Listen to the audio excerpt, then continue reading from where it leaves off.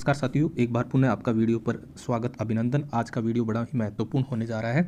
आज के वीडियो के अंतर्गत हम निम्न बिंदुओं पर बात करेंगे। सबसे पहले हम देखेंगे समरूप उत्पादन फलन होमोजीनियस प्रोडक्शन फंक्शन क्या होता है, और इसमें 1 डिग्री, 2 डिग्री और 3 डिग्री का उत्पादन फलन या इससे अधिक डिग्री का उत्पादन फलन क्या होता है, और इनका पैमाने के प्रतिफल यानी रिटर्न टू स्केल से क्या संबंध होता है उससे की भी हम चर्चा करेंगे। और साथ ही साथ आयलर प्रमेय, जिसे कई लोग यूलर प्रमेय भी कहते हैं, वो क्या होती है और इसका समरूप उत्पादन फलन से इसका भी क्या संबंध है, उन तमाम बिंदुओं पर चर्चा करेंगे। आपसे ये अपील है कि वीडियो को स्किप नहीं करना है, अंत तक बने रहना है। साथ ही साथ इस वीडियो के अंतर्गत कुछ प्रश्नों पर भी चर्चा करेंगे और ये भी देखेंगे कि परीक्षा में हम क्या गलती कर बैठते हैं, जिससे एक आसान सा प्रश्न हमारा गलत हो जाता है। ये कुछ प्रश्न हैं, इनका हम बाद में हल करेंगे जब हम इन तमाम बिंदुओं की जानकारी प्राप्त करने के बाद। लेकिन एक सरसरी सी नज़र से ये देखिएगा। प्रश्न संख्या 1, यूलर प्रमेय के अनुसार यदि उत्पादन के साधनों को उनके सीमांत उत्पादन के बराबर भुगतान किया जाए तो क्या प्राप्त होता है। इन तमाम बिंदुओं पर हम बाद में चर्चा करेंगे, लेकिन एक बार प्रश्न देखिएगा। आय समाप्ति प्रमेय किसे कहते हैं, यूलर प्रमेय का संबंध किससे है। प्रश्न संख्या 4 देखो कि यदि उत्पादन फलन 1 डिग्री से कम हो का समरूप हो तो सीमांत उत्पादन के अनुसार भुगतान किस। ये देखो 1 डिग्री का है, समरूप उत्पादन फलन है, सीमांत उत्पादन है। ये इस कुछ बेसिक कंसेप्ट आ रहे हैं, इनका आखिरकार मतलब क्या है, इन तमाम बिंदुओं पर हम चर्चा करेंगे। ये प्रश्न है, इनको बाद में हम हल करेंगे। सबसे पहले हम देखें कि आखिरकार सहजातीय उत्पादन फलन होमोजीनियस प्रोडक्शन फंक्शन क्या होता है। इसकी अलग अलग आप इसकी परिभाषाएं देखेंगे, इसको समझाने के तरीके भी अलग अलग देखेंगे।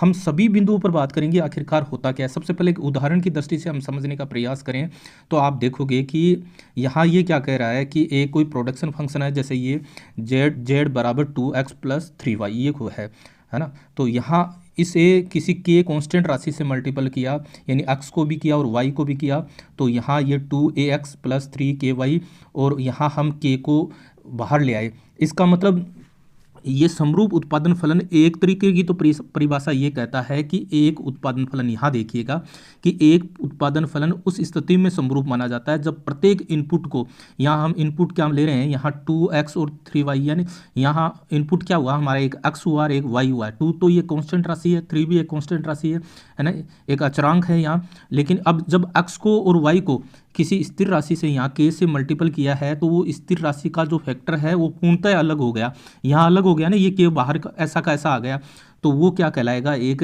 होमोजीनियस उत्पादन फलन कहलाएगा। तो आप ये परिभाषा समझ गए होंगे। ऊपर वाली परिभाषा भी इसी प्रकार की आप देखिएगा, ये वाली, कि अर्थशास्त्र में सहजातीय उत्पादन फलन वह होता है जिसमें यदि सभी उत्पादन फलन, जैसे अगर हम लेबर को लें या कैपिटल को लें, दोनों को लें, तो दोनों को एक ही अनुपात यानी एक ही मल्टीपल या एक ही गुणक से बढ़ाया घटाया जाए तो उत्पादन फलन उसी गुणक की किसी घात के रूप अनुसार बदल जाता है, यानी वो भी उसी से मल्टीपल हो जाता है। अगर यहाँ x और y की जगह लेबर एंड कैपिटल लें, तो अगर उनको किसी के कांस्टेंट राशि से गुणा कर रहे हैं तो पूरा का पूरा हमारा प्रोडक्शन भी उतनी ही गुना बढ़ जाता है। अगर हम लेबर और कैपिटल को कितने गुना कोई मल्टीपल के अनुसार बढ़ाते हैं तो हमारा जो प्रोडक्शन है वो भी उसी अनुपात में बढ़ जाता है। सामान्य रूप से जो ये परिभाषा ये कहना चाह रही है, जैसा कि आप यहाँ देख रहे हो कि जो हमारे इनपुट्स हैं उनको किसी कांस्टेंट राशि से मल्टीपल किया तो हमारा जो है वो एक कांस्टेंट राशि बाहर आ गई। इसका मतलब ये हुआ कि यहाँ आप देखें 2x + 2y, यानी 2x + 2y की जगह क्या लिख सकते हैं, z लिख सकते हैं ना, क्योंकि इसका मतलब z ही तो होता है। इसका मतलब z भी किस से मल्टीपल हो रहा है, k से। अगर z को हम आउटपुट माने और x और y को हम इनपुट लें और इनपुट के रूप में इनको लेबर और कैपिटल लें, तो इसका मतलब लेबर और कैपिटल को हम k गुणा कर रहे हैं तो हमारा जो प्रोडक्शन है वो भी k गुना बढ़ रहा है। जो पहली परिभाषा तो ये कह रही है, कहीं कोई दिक्कत नहीं होनी चाहिए। एक सामान्य सी बात है कि हम इनपुट को किसी कांस्टेंट राशि से गुणा कर रहे हैं तो निश्चित रूप से वो उसका जो फैक्टर है वो पूर्णतः अलग हो रहा है या हर के रूप में हो रहा है, तो वो क्या कहलाएगा, समरूप उत्पादन फलन कहलाएगा। और भी तरीके से इसको कई लोग की अलग अलग किताबें अलग अलग तरीके से, किसी प्रकार का आपको भ्रम पैदा नहीं करना है, उसको भी हम समझें। यहाँ क्या कहा जा रहा है उसको भी हम समझें। यदि किसी उत्पादन फलन में सभी साधनों को एक ही धनात्मक स्थिर गुणांक से गुणा करने पर उत्पादन उसी गुणांक के किसी घात के रूप में बाहर आ जाए तो उत्पादन फलन समरूप होमोजीनियस कहलाता है। एग्जाम्पल की दृष्टि से भी समझेंगे। अलग तरीके से ये कई बार ये इस प्रकार से भी बोला जाता है कि फलन के सभी पदों की जो कुल घात है, जो पावर है वो समान होती है, तो वो क्या कहलाएगा, सहजातीय उत्पादन फलन कहलाएगा। ये कथन तब सही होगा जब उत्पादन फलन बहुपद हो और हर पद में इनपुट की घातों का योग समान हो। मैं एग्जाम्पल की दृष्टि से आपको समझाता हूँ। जैसे ये एक डिग्री का सहजातीय उत्पादन फलन ले रहे हैं। सबसे पहले देखें कि यहाँ पहली परिभाषा तो ये कह रही थी कि हमने इसको किसी के कांस्टेंट राशि से इनपुट को मल्टीपल किया, एक्स को भी कर रहे हैं, यहाँ वाई को भी कर रहे हैं, और हमारा जो के है वो बाहर ऐसा का ऐसा आ रहा है। पहली बात है। दूसरी, हम ये जो मेथड क्या कह रहा है कि जो भी इनपुट हैं उनकी घातों का, यानी घात मतलब पावर का योग समान होना चाहिए। यहाँ देखिएगा कि आप देख रहे हो कि x के ऊपर भी पावर कितनी है, 1 है, और y के ऊपर भी पावर 1 है। यहाँ इनपुट दो, हमारे जो पद हैं वो दो है, दो कंपोनेंट्स है, 2x है और 3y है। यहाँ x के ऊपर भी पावर 1 है और y के ऊपर भी पावर 1 है, समान है, ठीक है। और 1 है, इसका मतलब ये एक डिग्री का सहजातीय है, यानी के, अगर के ऊपर कोई पावर आती तो वो अलग हो जाता, उसकी आगे हम चर्चा करेंगे। लेकिन यहाँ के ऊपर पावर कितनी आ रही है, 1 ही आ रही है, यानी हमने किसी के कांस्टेंट राशि से मल्टीपल किया और के ऐसा का ऐसा बाहर आ रहा है, इसका मतलब ये 1 डिग्री का सहजातीय है, और इसे ही पैमाने के स्थिर प्रतिफल कहेंगे। ये ही पैमाने का स्थिर प्रतिफल कांस्टेंट रिटर्न टू स्केल कहलाएगा। एक एग्जाम्पल की दृष्टि से हम इसको समझने का प्रयास करें। जो हमारा कोब डगलस उत्पादन फलन है, और कोब डगलस उत्पादन फलन कैसे प्राप्त करते हैं, आपने देखा होगा कोब डगलस, हमने देखा ए अल्फा के बीटा, यही तो है, के एल की पावर अल्फा के की पावर बीटा। हम इसे गणितीय रूप में यहाँ इस प्रकार से लिख रहे हैं, देखिएगा, यहाँ हमने इसको ले लिया cube equals to a l की पावर 0.6 और के की पावर 0.4। जिन साथियों ने पिछला कोब डगलस उत्पादन फलन नहीं देखा वीडियो, वो अवश्य रूप से देखें, वहाँ ये कोब डगलस के बारे में आप समझ जाओगे। बेसिकली आपको पता है। अब हम यहाँ क्या कर रहे हैं, इसमें जो हमारा लेबर और कैपिटल है उसको कोई स्थिर राशि टी से मल्टीपल कर रहे हैं, कर लीजिएगा। या हमने इसको एल को में भी से भी टी को डिवाइड कर मल्टीपल कर दिया और के को भी टी से मल्टीपल कर दिया, है ना। यहाँ कोई दिक्कत नहीं होगी आपको। तो अब ये देखें कि अब इस कोष्टक के अंदर देखिए कि ये जो 0.6 पावर है वो लेबर पर भी रहेगी और टी पर भी रहेगी, और दूसरे वाला जो कोष्टक है उसमें ये 0.4 की जो पावर है वो के पर भी रहेगी, टी पर भी रहेगी। इस प्रकार यहाँ इस कोष्टक से हमने जो टी की पावर 0.6 बाहर ले ली, और यहाँ दूसरे वाले कोष्टक से हमने जो टी की पावर 0.4 बाहर ले ली। तो यहाँ हमारा ए बच गया और एल की पावर 0.6 बच गया और के की पावर 0.4 बच गया। यहाँ तक कोई दिक्कत नहीं होनी चाहिए। अब चूँकि आपको पता है कि हमने यहाँ देख रहे हैं कि टी के ऊपर पावर है 0.6 प्लस 0.4, ठीक है। तो इसको जोड़ेंगे तो कितनी आ जाएगी, 1 हो जाएगी, यानी ये टी की पावर कितनी है, 1 है। अब जिसके ऊपर पावर 1 होती है उसको हम लगाते नहीं है, इसका मतलब इसको टी को ऐसा का ऐसा रख दिया, और बाकी हमारा ये क्या बच गया, ये आप देख रहे हो ये वाला, ये तो ये हमारा यहाँ मैंने लिख दिया ए एल की पावर 0.6 और के की पावर 0.4। यही क्या है, इसको आपने यहाँ देखो, यहाँ हमने क्या लिया, यही तो है। और इसके स्थान पर हम क्यों लिख सकते हैं, क्या लिख सकते हैं, क्यों लिख सकते हैं। तो हमारा यहाँ क्या प्राप्त होगा कि Q bar T into Q, यानी इसके स्थान पर क्या लिख दें, क्यों। इसका मतलब क्या हुआ कि हमने लेबर और कैपिटल को टी गुना बढ़ाया, तो हमारा जो प्रोडक्शन है वो भी कितने गुना बढ़ रहा है, टी गुना बढ़ रहा है। यही क्या है, यानी जितना लेबर और कैपिटल बढ़ाए उतना ही हमारा प्रोडक्शन बढ़ रहा है। तो इसे ही क्या कहेंगे, पैमाने का स्थिर प्रतिफल कांस्टेंट रिटर्न टू स्केल कहेंगे, ठीक है। और यही क्या होगा, 1 डिग्री का सहजातीय उत्पादन फलन, 1 डिग्री होमोजीनियस प्रोडक्शन फंक्शन कहलाएगा। कोई दिक्कत नहीं होनी चाहिए। यहाँ तक दोनों बात समझ में आ रही है ना। दूसरा देखें, 2 डिग्री का सजातीय उत्पादन फलन क्या होता है। पहले तो हमने ये बताया कि जितने भी पद होते हैं उनकी पावर क्या होनी चाहिए, समान होनी चाहिए। आप यहाँ देखिए, यहाँ x के ऊपर पावर कितनी है, 2 है। यहाँ x और y पर पावर दोनों पर 1 है, लेकिन पावर का योग करें तो कितना हो रहा है, 2 हो रहा है।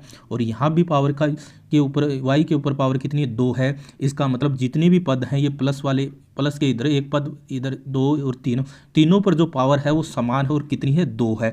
इसका मतलब ये सहजातीय उत्पादन फलन है। साथ ही साथ दूसरी परिभाषा हमने क्या देखी थी कि हम इसको के से मल्टीपल करें, जितने भी ये वेरिएबल हैं इधर इनपुट में एक्स और वाई, उनको हम के से मल्टीपल करें, तो इसका मतलब इसको भी के से मल्टीपल करें और यहाँ भी करें और यहाँ भी करें, तो 2x यहाँ हमने ये किया, कोष्टक में ले लिया के और होल पावर स्क्वायर कर दी, और यहाँ भी x को के से मल्टीपल कर दिया, यहाँ भी y को कर दिया, और यहाँ वाई स्क्वायर ये कोष्टक में कर दिया। ठीक है, तो यहाँ क्या निकलेगा, के स्क्वायर टू तो बाहर था ना, कांस्टेंट राशि है, और x की square plus 2k square 2xy है ना। अब के स्क्वायर यहाँ कैसे हुआ, ये x के से जो मल्टीपल k है और y से मल्टीपल k है, तो k की पावर 1 और k की पावर 1 तो कितने हो जाएंगे, यहाँ ये k स्क्वायर हो जाएगा, कोई दिक्कत नहीं होनी चाहिए। और यहाँ भी आप देखोगे तो k स्क्वायर 3y स्क्वायर, ठीक है ना, आप बड़ी आसानी से आप इसको समझ सकते हैं, तो थोड़ा किसी प्रकार की कोई दिक्कत नहीं होनी चाहिए। अब क्या करें कि इस पूरे में से के स्क्वायर कॉमन आ रहा है, तो पहले वाले में भी के स्क्वायर कॉमन ले लिया, बार बार दूसरे वाले में, तीसरे वाले में, तो पहले वाले में के स्क्वायर कॉमन ले लिया, तो यहाँ हमारा क्या बचा, पहले पद में 2x स्क्वायर बचा, और यहाँ क्या बचेगा 2xy बचेगा, और यहाँ क्या बचेगा 3y स्क्वायर बचेगा, कोई दिक्कत नहीं होनी चाहिए। अब ये जो कोष्टक की संख्या है 2x square plus 2xy plus 3y square, ये क्या है, ये जेड है, तो इसकी हमने क्या लिख दिया, जेड लिख दिया। तो इसका मतलब क्या हुआ कि यहाँ ये के जो कांस्टेंट राशि है वो कितनी प्राप्त हो रही है, स्क्वायर प्राप्त हो रही है, और हमने पूरे वेरिएबल को जो भी हमारे इनपुट थे उनको से हमने कितने से गुणा किया था, के से गुणा किया था, लेकिन हमारा जो आउटपुट है वो जेड है, वो कितने से गुणा हो रहा है, के स्क्वायर से गुणा हो रहा है। इसका मतलब हमने लेबर और कैपिटल को किसी कांस्टेंट से मल्टीपल किया, या कांस्टेंट हमने बढ़ाया है, कितना भी बढ़ाया, या 10 गुना बढ़ाया या 20 गुना बढ़ाया है, तो हमारा प्रोडक्शन उससे ज़्यादा बढ़ रहा है, ज़्यादा बढ़ रहा है। और यहाँ कितना बढ़ रहा है, यहाँ पावर कितनी आ रही है, ये एन 2 आ रही है, इसका मतलब ये कितने डिग्री का हो गया, 2 डिग्री का सहजातीय उत्पादन फलन हो गया, और इसे क्या कहेंगे, पैमाने का बढ़ता प्रतिफल कहेंगे, इंक्रीजिंग रिटर्न टू स्केल कहेंगे। दोनों तरीके की परिभाषा समझ में आ गई। पहली परिभाषा तो ये कह रही है कि जितने भी जो हमारे इनपुट्स हैं उनके जो है उनकी पावर है वो क्या होनी चाहिए, समान होनी चाहिए। यहाँ x के ऊपर भी पावर 2 आ रही है, यहाँ x के ऊपर और y की पावर 1 आ रही है, लेकिन इनका योग 2 हो रहा है, और तीसरे वाले में भी पावर 2 हो रहा है, इसका मतलब ये सहजातीय है। और दूसरी बात, दूसरी तरीके से कई लोग परिभाषा देते हैं कि किसी कांस्टेंट राशि से गुणा करें तो वो कांस्टेंट राशि पूरी की पूरी बाहर जानी चाहिए, तो इसका मतलब इसकी कोष्टक के अंदर है ना बिल्कुल नहीं रह रही हो, के रह रहा है क्या, यहाँ 2x स्क्वायर 2xy 3y में कहीं के नहीं है ना, इसका मतलब पूरा का पूरा उसके ये बाहर आ रहा है, इसका मतलब ये 2 डिग्री का सहजातीय उत्पादन फलन है। दोनों तरीके की परिभाषा आप समझ रहे होंगे, ठीक है। तो हमने ये देखा ना, यहाँ देखिए कि तब उत्पादन भी उसी गुणांक के किसी घात के अनुसार बदलता है, यहाँ भी ये देख रहे हो है ना, कि उस स्थिर राशि के फैक्टर के रूप में पूर्णतः अलग किया जा सकता है। समझ में आ गई बात। तो हमने 2 डिग्री का समझ लिया। 2 डिग्री का जो उत्पादन फलन क्या कह रहा है कि हमने जो लेबर और का जो सहजातीय उत्पादन फलन है, यहाँ दोनों तरीके की परिभाषा समझे। पहली बात तो ये देखें कि जितने भी पद हैं उनकी पावर क्या समान है क्या, यहाँ x के ऊपर भी पावर 3 है, यहाँ x स्क्वायर और y के ऊपर पावर 1 है, लेकिन इनका योग यहाँ कितना हो रहा है, 3 ही आ रहा है, और यहाँ भी y की पावर 3 है, इसका मतलब जितने भी पद हैं उनकी घातें हैं वो बराबर हैं, इसका मतलब ये सहजातीय उत्पादन फलन है। और घातें कितनी है, इनकी पावर कितनी है, वो 3 है, इसका मतलब ये 3 डिग्री का सहजातीय उत्पादन फलन है। अब हम ये देखें क्या हम इस समीकरण को किसी कांस्टेंट राशि से मल्टीपल करें तो वो पूरी की पूरी बाहर आ रही है क्या, करते हैं। लीजिए ये देखो आप, यहाँ भी k से मल्टीपल कर दिया, इसको भी कर दिया, यहाँ y को भी कर दिया, और ये भी कर दिया, ठीक है। तो यहाँ क्या है, के ऊपर भी पावर 3 है, ये बाहर ले लेते हैं, 2x की पावर 3 आ गई। इस वाले समीकरण में देखो यहाँ के ऊपर पावर 3 है, 3 कैसे आई, एक तो x वाले में है, क्योंकि x वाले में इस के ऊपर पावर कितनी हो जाएगी 2, और y वाले में पावर कितनी रहेगी 1, 2 और 1 का योग कितना हो जाएगा 3, इसका मतलब ये के की पावर 3 हो गई। 2x स्क्वायर वाई, यहाँ के की पावर कितनी हो जाएगी, क्योंकि ये पावर कितनी लगी हुई है 3, के की पावर 3, 3 वाई की पावर 3। अब यहाँ के की पावर कितनी बाहर आ जाएगी, 3 बाहर आ जाएगी, और क्या बच जाएगा 2x की power 3 plus 2x square y plus 3y की पावर 3, ठीक है। अब ये क्या है, ये जेड ही तो है, ये ऊपर वाला देखो ये जेड ही तो है, तो इसका मतलब इसकी जगह हम क्या लिख सकते हैं, इसकी जगह हम लिख सकते हैं जेड। तो हमने ये क्या लिखा, के की पावर 3 जेड, ठीक है, तो हमने क्या देखा कि हमने जो हमारे जो इनपुट्स हैं उनको हमने के से किसी कांस्टेंट राशि से मल्टीपल किया, के गुना मल्टीपल किया, लेकिन जो हमारा जो मूल है, जो जेड है या प्रोडक्शन है, वो के की पावर 3 गुना बढ़ता है। ये भी पैमाने का बढ़ता प्रतिफल कहलाता है। अगर ये के ही आता तो वो तो हमने देखा कांस्टेंट रिटर्न टू स्केल हमारे प्राप्त होते हैं, स्थिर पैमाने के प्रतिफल प्राप्त होते हैं। लेकिन ये स्क्वायर प्राप्त हुए या क्यूब के रूप में प्राप्त हो या के की घात 4 के रूप में प्राप्त हो या के की घात 5 के रूप प्राप्त हो, तो ये कहलाएंगे पैमाने के बढ़ते प्रतिफल।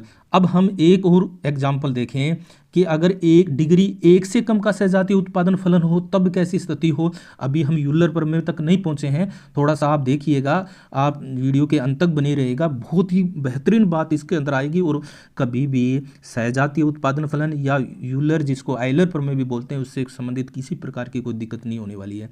यहाँ हम देखें, ये देखो, ये एक हमने उत्पादन फलन लिया है जिसमें एल की पावर 0.4 ली है मैंने और के की पावर ली है 0.3। वही हम कर रहे हैं, लेबर एंड कैपिटल को हमने टी से किसी कांस्टेंट राशि से मल्टीपल कर रहे हैं, हमने यहाँ कर दिया। और आप देखिएगा, ये यहाँ टी के ऊपर भी 0.4 पावर हो जाएगी और इधर वाले में यहाँ भी टी के ऊपर 0.3 है। अब ये टी वाला हमने ले लिया, टी के ऊपर पावर 0.4 0.3, और ये हमने ऐसा का ऐसा ले लिया ए एल की पावर 0.4, क्योंकि ये जो कोष्टक में आप देख रहे हो ना कि एल के ऊपर भी 0.4 पावर आएगी और टी के ऊपर भी आएगी, और दूसरे वाले कोष्टक में देखोगे तो के ऊपर भी पावर आ रही है 0.3 और टी के ऊपर भी पावर आएगी। इस प्रकार ये 0.4 और 0.3 की जो योग करेंगे तो टी की पावर 0.7 हो जाएगी, और ये हमारा है। और इसके स्थान में हमने क्या लिख दिया, क्यों लिख दिया। अब हमने जो हम क्या किया, लेबर एंड कैपिटल को तो हमने टी से मल्टीपल किया था, लेकिन यहाँ ये जो हमारा प्रोडक्शन होगा वो टी की पावर 0.7 से होगा। इसका मतलब हमारा प्रोडक्शन है वो उतने गुना नहीं बढ़ेगा जितना हमने लेबर और कैपिटल को बढ़ाया है। ये कहलाएंगे पैमाने के घटते प्रतिफल, डिक्रीजिंग रिटर्न टू स्केल कहलाएंगे। कोई दिक्कत नहीं होनी चाहिए यहाँ, ठीक है। अब यहाँ तक आपने देख लिया है। अब आप ये देखिएगा, आपके ये सवाल आ रहा होगा दिमाग में, हमने ये देख लिया कि जितने भी पद हैं उनकी घातें एक समान होनी चाहिए, पावर एक समान होनी चाहिए। दूसरे तरीके की परिभाषा हमने देख ली कि किसी कांस्टेंट राशि से मल्टीपल करने पर वो ऐसी की ऐसी बाहर आ जानी चाहिए। तो क्या असमरूप उत्पादन फलन भी होता है क्या कोई, तो उसका हमने एक उदाहरण लिया। ये देखिएगा, ये उदाहरण लिया, जेड इक्वल्स टू 2x की पावर 3 2xy 3y की पावर 3। क्या इनमें जितनी भी पद हैं उनकी पावर समान है क्या। देखिए, x के ऊपर यहाँ पावर कितनी है, 3 है, यहाँ x के ऊपर पावर 1 है, y के ऊपर पावर 1 है, लेकिन इन दोनों का योग कितना हो रहा है, 2 हो रहा है। और तीसरे वाले पद में आप देखोगे y की पावर कितनी हो रही है, 3 हो रही है। इसका मतलब ये एक समान इनकी पावर नहीं है, योग है, इनकी घातों का योग एक समान नहीं हो रहा है। यहाँ घातों का योग x की पावर यहाँ 3 आ रहा है, यहाँ 2 आ रहा है, और तीसरे में 3 आ रहा है। इसका मतलब ये असमरूप उत्पादन फलन है। पहली नज़र में तो ऐसे पहचान लोगे। अब दूसरी परिभाषा हमने देखी थी, क्या इसे किसी कांस्टेंट राशि से मल्टीपल करने पर वो पूर्णतः बाहर आ रही है क्या, तो हम करके देखते हैं। के से गुणा करो, लीजिए यहाँ हमने इस कोष्टक में ये देख लो, के एक्स करके उसके पावर 3 कर दी, यहाँ भी एक्स को भी के से, वाई को भी के से, और यहाँ हमने ये कर दिया। ये क्या हुआ कि के की पावर 3 आएगी इस वाले में देखो, और 2x की पावर 3 के स्क्वायर, क्यों, x के साथ वाला के है उसके ऊपर पावर 1 है, और y के साथ वाला के है उसकी पावर 1 है, तो ये x की पावर 2 जाएगी और 2xy आ जाएगा। यहाँ के की पावर 3 आ जाएगी, 3y की पावर 3 आ गई। अब यहाँ हम क्या ले लेंगे कॉमन, ज़्यादा से ज़्यादा के स्क्वायर ही कॉमन ले सकते हैं। तो इसका मतलब यहाँ के की एक पावर बच गई ना यहाँ, क्योंकि हमने 2 ही ली है, तो के 2x की पावर 3 आ गई। यहाँ के स्क्वायर बाहर चला गया तो क्या बच गया, 2xy बच गया। यहाँ के स्क्वायर लिया लेकिन हमारे पास के की पावर 3 है, उसमें एक पावर बच गई, यानी के बच गया, और 3y की पावर 3 हो गई। इसका मतलब हमने ये देखा कि जो हमने कांस्टेंट राशि मल्टीपल की थी वो पूर्णतः बाहर आ रही है क्या, ऐसे नहीं आ रही ना। इसका मतलब इस कोष्टक के अंदर कहीं ना कहीं के बच रहा है। इसका मतलब ये हमारा असमरूप उत्पादन फलन का उदाहरण है। 2 तरीके से पहचान लोगे, एक तो जितने भी पद हैं उनकी घातों का योग है, उनकी पावर्स का जो योग है वो समान आना चाहिए, और या फिर हम उसको किसी कांस्टेंट राशि से मल्टीपल कर देते हैं, वो हमारी पूरी की पूरी कॉमन आनी चाहिए। पूरी की पूरी नहीं आ रही है, इसका मतलब वो असमरूप उत्पादन फलन है। यहाँ के बाहर कॉमन नहीं आ रहा है। ये हमने देख लिया, 1 डिग्री का भी देख लिया, 2 डिग्री का भी देख लिया। 1 डिग्री जिसको हमने ये देखा वो कांस्टेंट रिटर्न्स टू स्केल बता रहा है। 1 से कम का देख लिया, अगर पावर है वो 1 से कम आ रही है, जैसे यहाँ टी की पावर 0.7 आ रही है, वो घटते प्रतिफल को दर्शा रहे हैं। यहाँ तक कोई दिक्कत नहीं होनी चाहिए। जैसे समरूप जो उत्पादन फलन है, होमोजीनियस प्रोडक्शन फंक्शन किसे कहते हैं, और जो हमारा असहजातीय उत्पादन फलन है वो क्या कहलाता है, उसको भी हमने देख लिया। अब हम देखें कि आयलर प्रमेय का इसके साथ क्या संबंध है, वो देखें, जिसको कई लोग यूलर प्रमेय भी कहते हैं। दोनों अलग अपने अपने जो बोलने के ढंग के अनुसार, कोई आयलर प्रमेय कोई यूलर प्रमेय, तो ये एक ही बात है। यदि यहाँ हम देखें, यदि उत्पादन फलन है वो प्रथम डिग्री का समरूप हो, तो समझ के बाद जिस के ऊपर पावर 1 आए, तो प्रत्येक जो उत्पादन साधन है उसका सीमांत उत्पादन फलन है, उत्पादन के अनुसार भुगतान करें तो कुल उत्पादन ठीक जो कुल भुगतान है वो कुल उत्पादन के बराबर होगा। कहने का तात्पर्य, हम लेबर और कैपिटल लेते हैं, लेबर को भी हम मार्जिनल प्रोडक्शन के अनुसार उसका भुगतान करें, पेमेंट करें, और जो हमारी कैपिटल है उसको भी मार्जिनल प्रोडक्शन के अनुसार उसके भुगतान करें, तो हमारा जो प्रोडक्शन है पूरा का पूरा हमारे भुगतान के, हमारा जो डिस्ट्रीब्यूशन है वो प्रोडक्शन के बराबर हो जाता है। वो हमारी आयलर प्रमेय है। और ये कब होगा, जब वो प्रथम डिग्री का समरूप उत्पादन फलन होगा। यहाँ से कंसेप्ट निकल रहा है, बात बिल्कुल ध्यान में रखिएगा। ये हम देख रहे हैं कि लेबर को मल्टीपल कर रहे हैं एमपीएल से, यानी लेबर की सीमांत उत्पादकता से, और के को कर रहे हैं हम कैपिटल की जो सीमांत उत्पादकता है उससे मल्टीपल कर रहे हैं। यानी ये वाला जो पहले वाला हो गया वो लेबर को मिलने वाला प्रतिफल है। यानी मान लीजिए लेबर 10 है, और 10 ने कितना, एक ने कितना उत्पादन किया उसके बराबर उसको टोटल भुगतान मिल रहा है, और के का भी ये मिल रहा है किसके, तो इसका मतलब ये के को मिलने वाला पूरा भुगतान है, और इधर वाले का जो भुगतान कर रहे हैं, जो डिस्ट्रीब्यूशन कर रहे हैं, वो प्रोडक्शन के बराबर ये कह रहा है। यानी कुछ भी शेष नहीं बचेगा, जो हम जितना प्रोडक्शन हो रहा है उसके अनुसार वितरण कर रहे हैं। ठीक है, तो ये समरूपता है जो कितनी डिग्री की, 1 डिग्री के, और इसके बिना यूलर प्रमेय संभव नहीं है। इसको एग्जाम्पल की दृष्टि से भी समझेंगे, बिल्कुल बात समझ में आ गई होगी। अगर हम जो भी साधन है उनको सीमांत उत्पादकता के बराबर भुगतान कर रहे हैं तो पूरा का पूरा बट जाएगा। अब आपके प्रश्न आ रहा होगा दिमाग में कि 2 डिग्री या 3 डिग्री में क्या होगा, क्योंकि वहाँ बढ़ते प्रतिफल होंगे, इसका मतलब पूरा का पूरा बटेगा नहीं। उसकी भी हम चर्चा करेंगे। सबसे पहले हम देखें, अपन कोब डगलस उत्पादन फलन को ले लें। तो कोब डगलस उत्पादन फलन का मैंने एक एग्जांपल ले लिया, ए एल की पावर 0.6 के की पावर। अब टी से इसको मल्टीपल कर दिया, टी से मल्टीपल किया आपने, हम बार बार कर रहे हैं, मैं इसको बार बार समझाने की आवश्यकता नहीं रहेगी। तो हम यहाँ 0.6 प्लस 0.4, तो ये पावर 1 आ जाएगी, और ये हमारा क्यू है ही। इसका मतलब हमारा जो प्रोडक्शन है वो भी कितनी गुना बढ़ रहा है, टी गुना ही बढ़ रहा है। कहने का मतलब ये 1 डिग्री का उत्पादन फलन है। यानी हम अगर लेबर और कैपिटल को जितना गुना बढ़ा रहे हैं, हमारा प्रोडक्शन भी उतना बराबर बढ़ रहा है। इसका मतलब हमारा पूरा का पूरा जो हमने उत्पादन किया है वो वितरण हो जाएगा। ठीक है, अब इसे हम देखते हैं कि आयलर प्रमेय पर किस प्रकार लागू होगा। ये तो हमने प्रथम डिग्री का हमने पहले देख लिया था कि प्रथम डिग्री का उत्पादन फलन किसे कहते हैं, देख लिया, क्योंकि जिस कांस्टेंट राशि से हम मल्टीपल कर रहे हैं हमारा प्रोडक्शन भी उसके उतनी ही गुना बढ़े, ये तो हमने देख लिया। अब आयलर प्रमेय को यहाँ सिद्ध करके देखें तो ये हमारा जो प्रोडक्शन फंक्शन ले लिया हमने, है ना, यहाँ कोई दिक्कत नहीं होनी चाहिए यहाँ तक। अब हम चूंकि हमने जब कोब डगलस उत्पादन फलन को पढ़ा था तब हमने देखा कि हम जो हमारा सीमांत उत्पादन है लेबर का या कैपिटल का, मार्जिनल प्रोडक्शन है, उसको अगर हम निकालते हैं और फलन के रूप में या समीकरण के रूप में वो दिया हुआ होता है, तब हम उसका अवकलन करके डिफ्रेंशिएशन करके उसको प्राप्त करते हैं। तो यहाँ प्रोडक्शन को हम लेबर के सापेक्ष उसका अवकलन कर रहे हैं, यानी लेबर को बदलाकर हम उसका लेबर में होने वाले चेंज के कारण जो प्रोडक्शन में होने वाले चेंज का हम या मान प्राप्त कर रहे हैं। तो इसका मतलब हम यहाँ Q का L के सापेक्ष कर रहे हैं अवकलन, तो A ऐसा कैसा हो जाएगा। और मैंने एक बेसिक नियम भी बताया था कि हम जिसका अवकलन करते हैं तो क्या करते हैं, मैंने ये बताया था कि अगर x की पावर n है ठीक है। तो x के सापेक्ष अवकलन करते हैं तो क्या करते हैं, बेसिक नियम मैंने बताया कि जो पावर है जो ऊपर बैठी बैठी मौज कर रही थी उसको पहले आगे पटकेंगे, बहुत देर तक तूने मौज की तो n पहले आ गया, फिर क्या करते हैं उसने मौज की है तो उसमें से क्या कर देते हैं एक कम कर देते हैं। उसी तरीके से यहाँ l के सापेक्ष हम अवकलन कर रहे हैं तो हमने ये क्या किया कि इसका देखिएगा, यहाँ भी देख लो, a ऐसा का ऐसा लिख दिया और पावर ऊपर बैठी है मौज कर रही है तो उसको आगे पटक दी, और l और पावर में से क्या करेंगे 0.6 में से एक माइनस कर देंगे और k को ऐसा का ऐसा रख देंगे।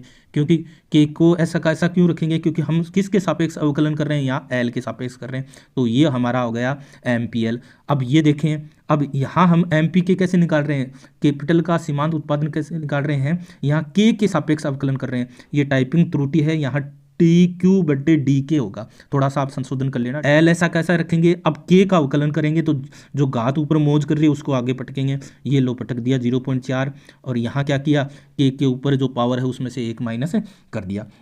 ये तो MPL और ये MPK, क्योंकि आयलर यूलर प्रमेय में हमने क्या दिखा कि जब पूरा का पूरा वितरण कब होगा, जब हम लेबर और कैपिटल को उनके सीमांत उत्पादन के बराबर उनका वितरण करें, तो वो हमारा ये समीकरण आ गया L into MPL K into MPK बराबर Q। ठीक है, यहाँ तक कोई दिक्कत नहीं होनी चाहिए भाई। अब आगे हम देखें, बिल्कुल कमेंट्स करना है कि आपको ये समझ में आया कि नहीं आया, ठीक है, और क्योंकि आपका जो कमेंट्स आता है वो वास्तव में ऊर्जा प्रदान करता है। ये देखिएगा, हमने L ऐसा कैसा लिख दिया और MPL की जगह ये MPL का जो ये मान निकाला था वो हमने पूरा ये MPL का यहाँ रख दिया, कोई दिक्कत नहीं है। प्लस का निशान है, यहाँ प्लस का है तो प्लस का रख दिया। इसके बाद K आया तो K को ऐसा का ऐसा रख दिया, और MPK की जगह जो हमने ये MPK वाला मान लिखा था वो ऐसा का ऐसा यहाँ रख दिया बराबर, और ये क्यों लिखा हुआ है वो लिख दिया। यहाँ तक कोई दिक्कत नहीं है। आगे देखिएगा, इसमें आगे हमने क्या किया कि जो 0.6 है उसको पहले लिख दिया, फिर ये A है, A को लिख दिया।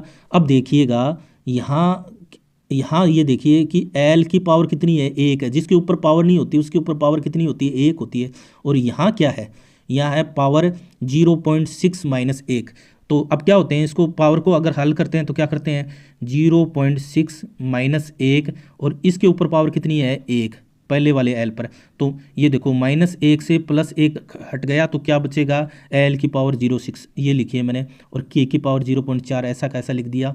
यही ऐसा किया यहाँ आगे वाला में 0.4 को हमने यहाँ पहले लिख दिया, A ऐसा कैसा, L ऐसा कैसा, और ये ऊपर वाला देखो K के ऊपर पावर क्या है, K के ऊपर पावर है जी 0.4 माइनस 1, और ये एक K है पहले है, इसके ऊपर कितनी पावर होती है 1 होती है, तो ये +1 है, तो -1 से +1 कट गया तो कितनी बची, ये ऐसा कैसा लिख दिया, कोई दिक्कत नहीं होनी चाहिए।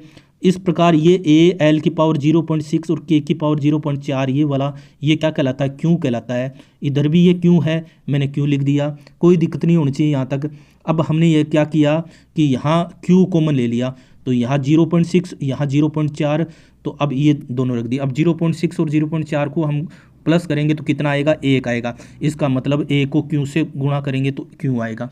इसका मतलब ये हुआ कि अगर हम Q बराबर Q आ गए ना, इसका मतलब इधर वाला हिस्सा तो भुगतान पेमेंट को दर्शा रहा है और ये हमारा प्रोडक्शन को दर्शा रहा है। इसका मतलब हम सीमांत उत्पादन के बराबर अगर उनको प्रतिफल देंगे, उनका पेमेंट करेंगे, तो हमारा पूरा का पूरा उत्पादन है वो बढ़ जाएगा, पूरा का पूरा वितरण हो जाएगा। ये यूलर प्रमेय है, कहीं कोई दिक्कत नहीं होनी चाहिए। अब निष्कर्ष रूप से हम देखें, अगर लगाएं बात, तो अब देखें कि जो स्थिर कांस्टेंट रिटर्न टू स्केल है, जिसमें हम देखा कि अल्फा प्लस बीटा का योग 1 बराबर होता है, जो हमारा उत्पादन है वो कुल भुगतान उसके बराबर हो जाएगा। और अगर बढ़ता हुआ है alpha plus beta greater than 1 हो, अभी मैंने बताया ना 2 डिग्री का या 3 डिग्री का उत्पादन फलन हो, तो क्या है, भुगतान पूरा का पूरा नहीं बटेगा, है ना। और जो घटते प्रतिफल है उसमें क्या हो जाएगा कि भुगतान यहाँ जो घटा हुआ प्रतिफल है ना, हमने देखा था कि जो पावर है, जो डिग्री है वो 1 डिग्री से कम रहती है। ऐसी स्थिति में इस प्रकार की स्थिति उत्पन्न होती है। तो कब यूलर प्रमेय होगी, जो हमारे कांस्टेंट रिटर्न टू स्केल हमारे लागू होते हैं तब होगी, ठीक है। जहाँ बिल्कुल शून्य हो जाएगा, ये परफेक्ट कंपटीशन की स्थिति होती है, पूर्ण प्रतियोगिता की स्थिति होती है, और हमारा अगर CRS constant return to scale की स्थिति होती है। अब इसका आर्थिक महत्व हम देखें तो क्या होता है, थोड़ा सा समझिएगा कि उत्पादन का पूर्ण वितरण संभव है। अगर उत्पादन के अनुसार उसका पेमेंट किया जा रहा है तो किसी प्रकार के शोषण की आवश्यक कहीं ना स्थिति नहीं होती है। ये दीर्घकाल को लेकर बात कर रहा है। दीर्घकाल में क्या होता है, लेबर में भी चेंज किया जा सकता है, कैपिटल में भी चेंज किया जा सकता है, और आय के वितरण के सिद्धांत की ये गणितीय सीमाएं क्या है, ये एक समरूप फलन है। क्योंकि यूलर प्रमेय कब लागू की, जब होमोजेनियस प्रोडक्शन फंक्शन हो और कब 1 डिग्री का हो, दीर्घकाल से संबंधित है। यहाँ टेक्नोलॉजी को कांस्टेंट लेकर बात कर रहे हैं, परफेक्ट कंपटीशन को लेकर बात की जाती है। तो हम जो प्रश्न हमने पूर्व में देखे थे उन पर थोड़ी सी चर्चा करते हैं। पहला प्रश्न देखिएगा, यूलर प्रमेय के अनुसार यदि उत्पादन के साधनों को उनके सीमांत उत्पादन के बराबर भुगतान किया जाए तो क्या होगा कि कुल उत्पादन पूरी तरह से समाप्त हो जाएगा। हमने देखा, क्या देखा कि 1 डिग्री का उत्पादन फलन होता है, तब हम जो लेबर और कैपिटल को उनके सीमांत उत्पादन के बराबर अगर पेमेंट करते हैं तो पूरा का पूरा वितरण हो जाएगा। आय समाप्ति प्रमेय किस स्थिति में सत्य होती है, जब पूर्ण प्रतियोगिता एवं स्थिर पैमाने के प्रतिफल कांस्टेंट रिटर्न टू स्केल प्राप्त होते हैं, और कब होते हैं, 1 डिग्री के में होते हैं। यूलर प्रमेय का संबंध किससे संबंधित है, राष्ट्रीय आय के वितरण से है। क्योंकि यहाँ हम ये देखते हैं कि लेबर और कैपिटल को अगर उसके सीमांत उत्पादन के बराबर अगर उनका पेमेंट किया जाता है तो वो पूरा का पूरा वितरित हो जाता है। प्रश्न संख्या 4 देखो, यदि उत्पादन फलन 1 डिग्री से कम का समरूप हो तो सीमांत उत्पादन के अनुसार भुगतान करने पर क्या होगा, कि आप देखोगे कुल भुगतान है वो कुल उत्पादन से क्या रह जाएगा, कम होगा। देखा, ये निम्न में से कौन सा कथन सही है, यूलर प्रमेय बढ़ते प्रतिफल पर लागू होगी, यूलर प्रमेय घटते प्रतिफल पर लागू होगी, बताइएगा। तो हमने इस पर चर्चा भी की है। स्थिर प्रतिफल में सीमांत उत्पादन के अनुसार भुगतान से आय समाप्त हो जाती है, स्थिर प्रतिफल में कांस्टेंट रिटर्न टू स्केल में पूरी की पूरी बढ़ जाती है। ये प्रश्न संख्या, इसका जो है वो सी ऑप्शन सही होगा। प्रश्न संख्या 6 देखें, यदि कोप डगलस उत्पादन फलन में हो तो क्या देखेंगे, पूरा उत्पादन है वो साधनों में बढ़ जाएगा। क्योंकि जो कोप डगलस का जो मूल हमने नियम देखा था, जो मूल हमने इसका फलन देखा था, उसमें हमने देखा था कि कांस्टेंट रिटर्न टू स्केल प्राप्त होते हैं। और जिन साथियों, पुनः कह रहा हूँ कि जिन्होंने कोप डगलस नहीं देखा वो जरूर देखिएगा। फिर प्रश्न संख्या 7 देखें, यदि कारण कथन देखें, यूलर प्रमेय के अनुसार आय का पूर्ण वितरण होता है, कारण क्या है, स्थिर पैमाने के प्रतिफल में साधनों को उनके सीमांत उत्पादन के अनुसार भुगतान किया जाता है। तो दोनों बातें सही है। ये हमने ये तो अंतिम याद करने की यूलर थ्योरम।